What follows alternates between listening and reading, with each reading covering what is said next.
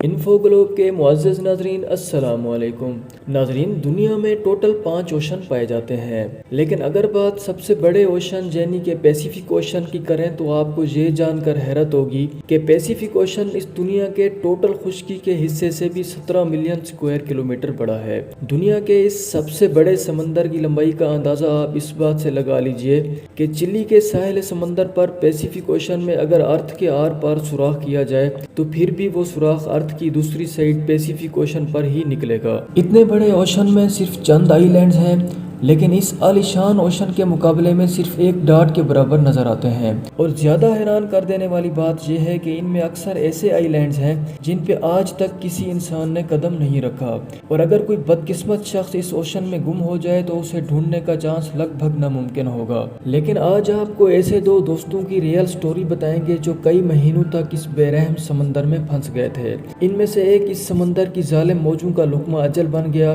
جبکہ دوسرے پہ قسمت مہربان تھی اور وہ 438 دن تک کھلے آسمان تلے سمندری طوفانوں، اکیلے پن کا خوف، بھوک اور پیاس کا مقابلہ کرتے کرتے آخرکار زندہ بچ گیا۔ لیکن سوال یہ پیدا ہوتا ہے کہ 14 ماہ تک 7 فٹ کی چھوٹی سی بوٹ میں یہ زندہ کیسے رہا؟ لیکن اس سے پہلے ہم یہ جانیں گے کہ یہ دونوں دوست سمندر میں گئے کیوں تھے۔ یہ کہانی ہے میکسیکو کے ایک چھوٹے گاؤں کوسٹا ایزول میں رہنے والے 36 سالہ جوز الورنگا کی۔ فشنگ میں ایکسپرٹ جوز اپنے ساتھی کے ہمراہ 17 نومبر 2012 کو اپنی چھوٹی سی بوٹ پہ فشنگ کے لیے نکلا۔ ان کا پلان تھا کہ وہ سمندر میں صرف 30 گھنٹے گزاریں گے، اس وجہ سے ان کی چھوٹی سی بوٹ پر زیادہ سامان بھی نہیں تھا۔ اس 7 فٹ کی بوٹ میں ایک انجن اور مچھلیاں سٹور کرنے کے لیے ایک چھوٹا ریفریجریٹر تھا۔ ایک دن کا کھانا ساتھ لے جانے والے ان دوستوں کو بالکل بھی اندازہ نہیں تھا کہ اگلے کئی مہینے ان کی زندگی کے بدترین مہینے ہونے والے ہیں۔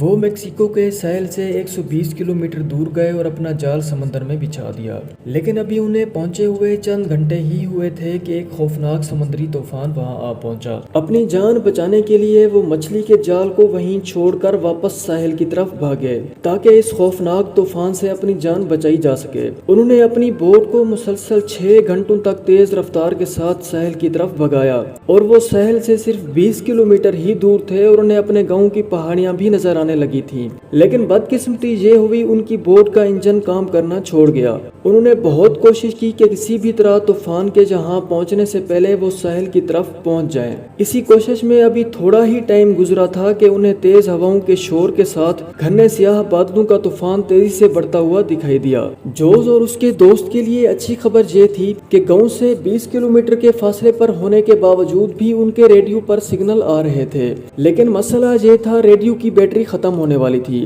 اسی دوران انہوں نے اپنے باس کو لوکیشن بھیجی اور اس کے جواب کا انتظار کرنے لگے، لیکن اس کے بعد جو ہوا وہ ہر مچھیرے کا ڈراؤنا خواب ہوتا ہے۔ اپنے باس کے جواب کا ویٹ کرتے کرتے ان کے ریڈیو کی بیٹری جواب دے گئی، اور اب ان دونوں مچھیروں کا باہر کی دنیا سے کنٹیکٹ بالکل ختم ہو چکا تھا۔ لیکن اب تک سمندری طوفان ان تک پہنچ چکا تھا اور تیز ہواؤں نے ان کو واپس سمندر میں دھکیلنا شروع کر دیا تھا، اور جو ساحل ان کو نظر آ رہا تھا وہ آہستہ آہستہ ان کی نظروں سے اوجھل ہونے لگا تھا۔ ان کے باس نے ان کی تلاش کے لیے پیسیفک اوشن میں ایک ٹیم بھی بھیجی، لیکن اب بہت دیر ہو چکی تھی، کیونکہ جیسے جیسے دن گزرتے جا رہے تھے جوز اور اس کے ساتھی کا بچنا مشکل ہوتا جا رہا تھا۔ اس حادثے کو ابھی 5 دن ہی ہوئے تھے اور ہواؤں نے جوز کی بوٹ کو 400 کلومیٹر دور دھکیل دیا تھا۔ وہ سمندر کے ایسے حصے میں پہنچ چکے تھے جہاں ہر ڈائریکشن میں صرف پانی ہی پانی نظر آنے لگا تھا۔ ان کی بوٹ اتنی چھوٹی تھی کہ 2-3 کلومیٹر کے کم فاصلے سے بھی بوٹ کا دکھائی دینا مشکل تھا۔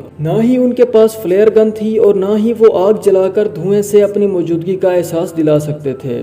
یعنی جوز اور اس کے ساتھی کو یقین ہو گیا تھا کہ اب ان کے بچنے کا چانس لگ بھگ ناممکن ہے۔ جو کھانا وہ ساتھ لائے تھے وہ پہلے ہی ختم ہو چکا تھا، اس لیے اب پیٹ بھرنے کے لیے اپنے ہاتھوں سے ہی ان پرندوں کو پکڑنا شروع کر دیا جو ان کی بوٹ پر آ کر بیٹھتے تھے، یا پھر بوٹ کے آس پاس موجود مچھلیوں کو پکڑ کر کچا کھانے لگے۔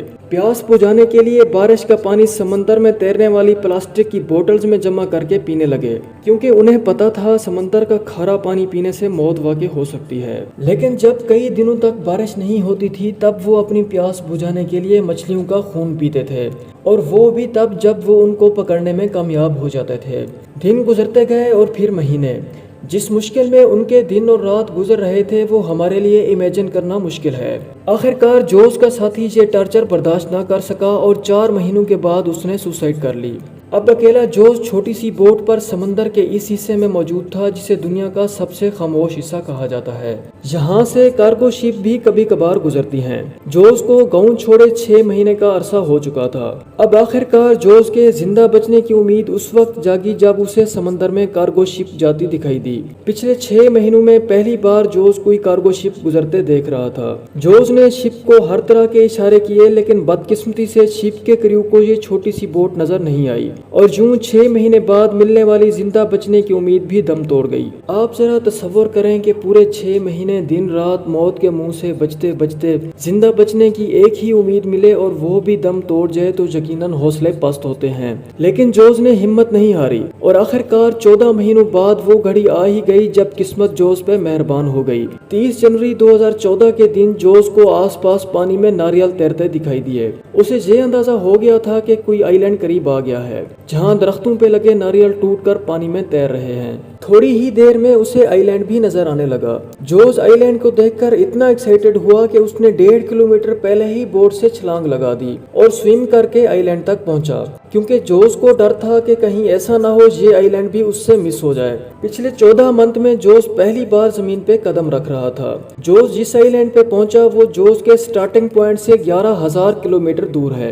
ये भी जोश की किस्मत अच्छी थी कि वो समंदर में एक छोटे इबोन एटॉल नामी आइलैंड पे पहुंच गया था, वरना अगर जोश से ये आइलैंड भी मिस हो जाता तो उसका अगला स्टॉप फिलिपाइन होता, जो इस आइलैंड से भी 5,000 किलोमीटर दूर था। इस आइलैंड से उसे घर भिजवाया गया और घर आकर उसकी मुश्किलात में मजीद इजाफा हो गया। उसने अपनी इस खौफनाक कहानी पर 438 डेज नामी किताब लिखी, लेकिन इसके साथ ही कार्डोबा की फैमिली ने इस पे इल्जाम लगाया कि उसने खुद ही कार्डोबा का कत्ल करके उसे खा लिया।